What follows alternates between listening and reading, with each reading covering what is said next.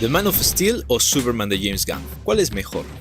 En este video no analizaremos qué Superman es más humano porque, créeme, estallar ante las críticas, destrozar un camión por venganza, arrojar objetos con furia o empujar a quien te saque de tus casillas son reacciones de personas imperfectas. Así que sí, ambas interpretaciones son muy humanas. Tampoco veremos qué versión es más fiel al cómic, sino que haremos un análisis sobre las historias de ambas películas y determinaremos cuál de ellas está mejor contada. En este proceso nos ayudará nuestro amigo Fanboy. Gracias. Son muy amables todos ustedes. Antes de comenzar, Fanboy, necesito que leas el párrafo 4 de la sección 2 del contrato que firmaste antes de grabar. Espera, ¿qué contrato? Dijiste que querías un autógrafo. Léelo, por favor. Yo, el fanboy de tu conciencia, Cipriano Montevideo, me comprometo a no usar ninguna referencia a los cómics o historietas del personaje a analizar con el objetivo de justificar la calidad o deficiencia de la obra cinematográfica, teniendo en cuenta que un largometraje debería defenderse por sí solo y sin el apoyo de algún material externo, sea audiovisual o escrito. ¡Qué desgraciado! ¡Me embaucaste!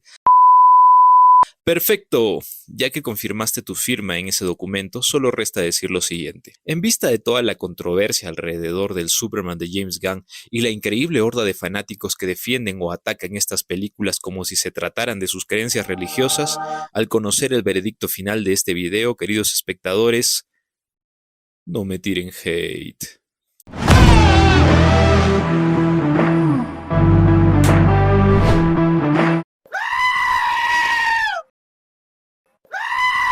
Hay una escena clave en The Man of Steel. El kryptoniano se estrella en el planeta Tierra y rápidamente hacemos un salto de tiempo de 30 años. Clark, ya adulto, trabaja como grumete en un barco pesquero. Después de un accidente, nuestro protagonista nada hasta llegar a tierra firme, se roba unas prendas y tras caminar a un lado de la carretera, alza la mano para que un conductor lo lleve. Pero ¿por qué Zack Snyder nos enseña este salto temporal? Quiere darnos la impresión de que lo primero que hace este alienígena al llegar a la Tierra es intentar ganarse la vida, así como un inmigrante ilegal que está a punto de empezar desde cero.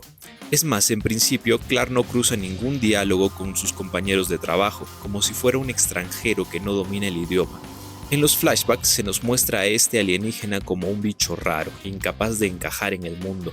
El protagonista es especial incluso entre los kryptonianos. Fue el primer nacimiento natural de Krypton en mucho tiempo. Su padre adoptivo le prohíbe revelar su verdadera naturaleza porque, según él, eso haría que la humanidad cambie para siempre. Un individuo excepcional que trata de encontrar su lugar y propósito en el mundo. ¿Podrá Clark adaptarse a la gente de su entorno o gracias a su naturaleza alienígena está condenado a ser odiado? Esa es la premisa de esta historia. Analizaremos cómo el ritmo, los personajes, la cinematografía, las fuerzas antagónicas y el desenlace de esta película contribuyen a nutrir la premisa del emigrante en busca de un lugar en el mundo. Calificaremos cada una de estas categorías en la escala del 1 al 100. Ahora analicemos a Superman de James Gunn. En la entrevista comprendemos el propósito encomendado por sus padres, pero cuando nos enteramos de que en realidad su propósito es conquistar la Tierra, surge un dilema interesante. ¿Podrá Clark desligarse de su oscuro destino o seguirá haciendo el bien por su propia voluntad? La premisa trata del motor que mueve a nuestro protagonista a ser quien es. Ok, ¿cuánto tarda en revelarse esta premisa? A los 38 minutos de película. Del minuto 1 al 38, ¿cómo se encarga el ritmo de llevarnos hasta la premisa sin que éste decaiga? Vimos una presentación necesaria de los padres de Clark. Con la entrevista entendemos los motivos de Superman. Las conversaciones de Lex con los miembros del Pentágono sirven como una exposición del odio hacia Superman y gracias a ellas comprendemos mejor la razón de Lex para revelar al mundo la verdad del kryptoniano.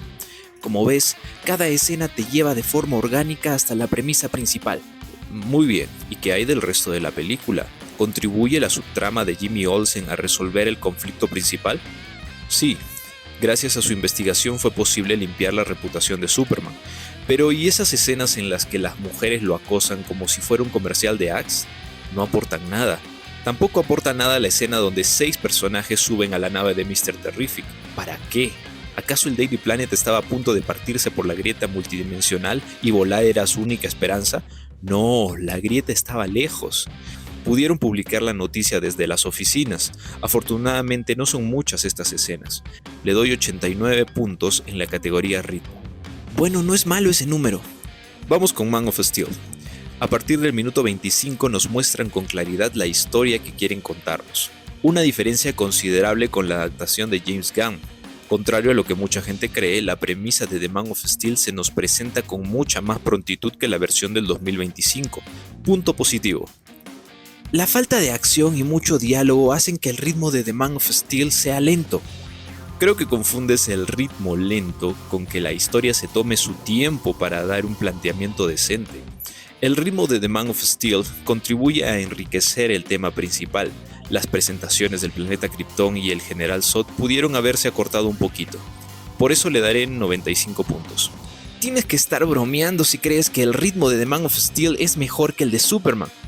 ¿Te parece que río? No vemos el ritmo de la misma manera. En Superman, las peleas épicas nos conquistan desde el minuto 1. El dilema de perder su primera batalla, la oposición de la prensa, las consecuencias de actuar por lo que tú crees que es correcto, son ejemplos de que la tensión es palpable desde el comienzo. En Man of Steel, Zod reaparece después de su exilio en el minuto 60. Sin él, los conflictos de esta película son muy débiles. Por eso a mucha gente le aburre esta adaptación. Fuiste demasiado generoso con la puntuación. Hay historias que se cocinan a fuego lento, pero que aún así sus escenas tienen un propósito esencial en la trama. En mi video de Jurassic Park, el cual te invito a ver una vez que acabes este, se explican estos detalles. ¿Qué opinan ustedes? ¿Creen que The Man of Steel tenga mejor ritmo que Superman? Por favor chicos, ayúdenme a desbaratar a este charlatán. Oye, yo nunca te insulté. Mejor pasemos a los personajes. Dividámoslos en dos grupos. Grupo número 1, los personajes que ayudan al protagonista, y el número 2, los que se oponen. Quienes no cumplan con estos dos requisitos le restan puntos a la película. La madre de Clark lo ayuda a calmar el estrés, le da confianza. Marta es un excelente aditamento.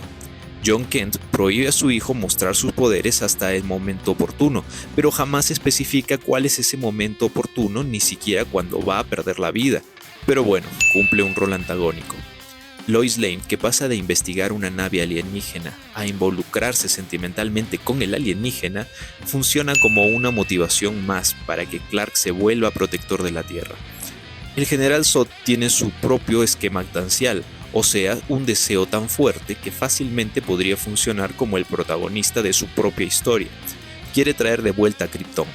Sus secuaces lo apoyan y no tienen mucho tiempo en pantalla, lo cual está bien. Pero este científico está de más. Digo, no necesitamos una explicación. Podemos ver lo que está pasando.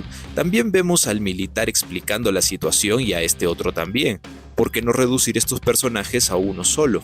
¡No! El coronel Nathan no puede ser el general Wanwick, porque el coronel Nathan muere en el enfrentamiento con Faora, y Calvin Wanwick es el detective marciano en los cómics, no puede morir. El contrato, nada de cómics. Ay, Perry no ayuda mucho, pudimos omitirlo y no pasaba nada. Aunque hay personajes de sobra, no entorpecen demasiado la trama principal. 90 puntos en la categoría personajes. Con Superman el problema es más grave. ¿Cómo aportan estos tres personajes a limpiar la reputación de Superman? ¿Uno de ellos aportó la última pieza para meter a Luthor a la cárcel? No. ¿Y qué hay de la chica halcón? Mata al dictador, pero no ayuda a nutrir la premisa de la película.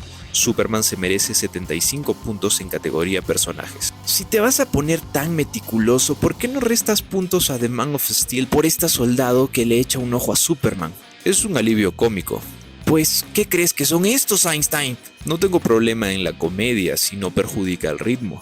Ay, pero estos personajes no perjudican el ritmo. Las molestas charlas de Jor-El sí lo hacen. Vamos con el lenguaje cinematográfico. Contexto, los planos, movimientos de cámara, la edición, el color, entre otros, nos ayudan a contar la historia. Pues The Man of Steel no se luce mucho en este campo. Vemos planos, contraplanos, nada original. El simbolismo sobre el cristianismo está presente, pero no contribuye mucho a la trama. Los tonos grises y apagados transmiten una atmósfera deprimente. Encaja con Clark y su búsqueda por un lugar en el mundo. La escena del primer vuelo juega con los ángulos y retrata bien a un Superman dando sus primeros pasos, pero fuera de todo esto no hay nada extraordinario como si lo hubo en Watchmen o 300. Superman de James Gunn contiene una secuencia final que va desde un ángulo cenital hasta primeros planos de la cara de Superman. Sin decirnos una palabra, entendemos que nuestro protagonista ha evolucionado hasta entregarnos una versión más madura. La iluminación de esta escena cuando está en su departamento con Lois también transmite la crisis de fe que vive Clark. Ambos directores dejan mucho que desear en esta categoría. 50 puntos para ambas adaptaciones. Vamos con las fuerzas antagónicas. En The Man of Steel, Clark lucha con la idea de mostrarse al mundo, pero cambia de opinión gracias a la intervención de su padre biológico. Ahora, Clark supera esta fuerza antagónica muy fácil. No hay un sufrimiento real, simplemente obedece al destino encomendado por su padre alienígena. Y ya, supongo que ahondar más en eso no tenía caso habiendo un villano físicamente equiparable a quien derrotar. En Superman se da en el tiempo para que esta fuerza antagónica afecte más a nuestro héroe. Lo soluciona no solo con ayuda de Lois, sino de sus padres adoptivos. Además, la versión de James Gunn supera de forma más atractiva el conflicto interior. Le doy a Superman 66 puntos y a Man of Steel 40. Vayamos con el final. ¿Cuenta mi opinión? En la última escena, Clark dista mucho de como lo vimos al comienzo. Se presenta ante Lois en las oficinas del Daily Planet. Se ha integrado a la sociedad. Aprendió que las diferencias que lo alejaban del mundo son sus más grandes virtudes. No debería esconderlas a no ser para proteger a sus seres queridos. ¿Pudo Superman encajar en nuestro mundo? La respuesta es sí, protector y reportero. Buen final, pero no me quedó claro lo de la identidad y las gafas. 60 puntos en esta categoría. ¿Y Superman de James Gunn? Se sienta a ver el mensaje de sus padres como símbolo de elegir los valores humanos. Rechaza su destino oscuro porque hacer el bien en estos tiempos puede significar un acto de rebeldía. Ahora, hubiésemos podido tener la oportunidad de ver a Clark actuar por su propia voluntad si hubiese sido criado por estos padres desde el principio. Es decir, si hubiese sabido toda su vida que su destino era ser un conquistador y aún así se rebelaba, ahí sí sería un buen ejemplo de libre albedrío. Clark siempre se guió por los valores de sus padres humanos, tanto en Man of Steel como en Superman. No es nada nuevo. Este final no hizo más que confirmarnos lo que ya sabíamos. La premisa pudo haberse desarrollado mejor. 45 puntos. Oye, espera. Sí sabíamos que Superman se rige por modelos humanos, pero la escena representa más que eso. Es la elección consciente de hacer el bien ante un mundo hostil. Las palizas de Superman no están ahí por gusto. Es la manera de James Gunn de decirnos que hacer el bien trae oposición fuerte. Superman podría haber cedido ante la tentación de dominar al mundo, pero no fue así. Él resistió hasta el último minuto. El mundo no es quien odia a Superman, sino Lex y su ejército de monos cilindreros. Pero nos estamos desviando del tema. Es hora de dar un veredicto. Los puntajes de Superman fueron 89, 75, 50, 66 y 45. Al sumarlo, el resultado es 325. Y si sacamos un promedio aritmético, el resultado sería 65 puntos a favor de la adaptación de James Gunn. El Superman de The Man of Steel sacó 95, 90, 50, 40 y 60. El resultado del promedio es 67 puntos. Tenemos un ganador, aunque no por mucho. ¿Qué? ¿Te has vuelto loco? No puedes pensar que Man of Steel es mejor película. No estás tomando en cuenta los sentimientos que transmiten ambas versiones. David Corenswell hace a un Superman muy carismático. Henry Cavill me cae bien, pero su versión es tan expresiva como una zapatilla. Y la actuación de Nicholas Hoult, su rabia palpable. Este Superman transmite esperanza y optimismo, y el de Cavill es una invitación cordial a cortarse las venas. Al principio dijimos que no íbamos a hablar de nada sobre la adaptación del personaje, lo sé, porque en el fondo sabes muy bien que si colocas esta categoría, Superman de Corenswell superaría al otro por mucho. Basta con ver sus batallas para darte cuenta de quién es más considerado con la vida humana. Superman debe representar esperanza, no melancolía, debe motivarnos a ser mejores personas, no a reformular nuestras creencias. Acabas de decir algunos adjetivos que a los espectadores no les va a gustar. ¿Espectadores? ¿De qué hablas, Orate? No llegas ni a los 100 suscriptores. ¿Crees que lo sabes todo? Uy, sí, voy a apoyar a Zack Snyder porque es tan profundo como yo, porque yo soy importante y hablo con mi voz engolada, cremolada. Uy, sí, miren el esquema antancial. Uso un montón de frases rebuscadas porque soy súper intelectual. Uy, sí, seguro los pistolitas van a reaccionar a esto. Bueno, al menos mi voz no es la de una niña fanboy. ¿Niña?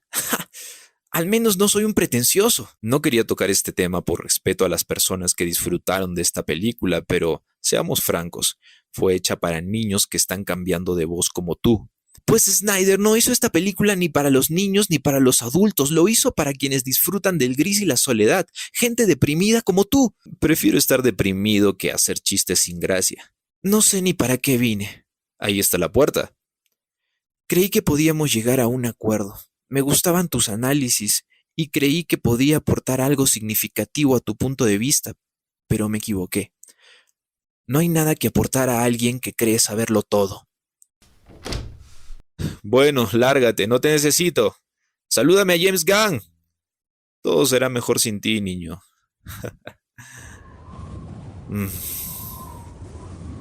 Wow.